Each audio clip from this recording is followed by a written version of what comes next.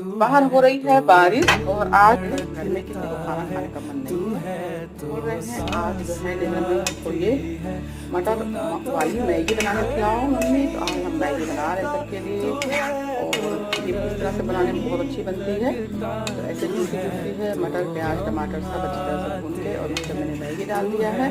तो इस तरह की मैगी बहुत अच्छी लगती है बारिश के समय में, ठंडी के मौसम में। मैं अक्सर बनाती हूँ, आप लोगों ने कई बार वीडियो शेयर किया है।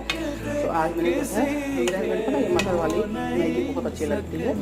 तो बस ऐसे बहुत सिंपल तरीके से बनाती हूँ। प्याज टमाटर को पहले मैं अच्छे से भून लेती हूँ और उसमें कोई तड़का वड़का नहीं जाएगा, क्योंकि इसमें जो मैगी मसाला होता है वही बहुत एनफ है इसके लिए।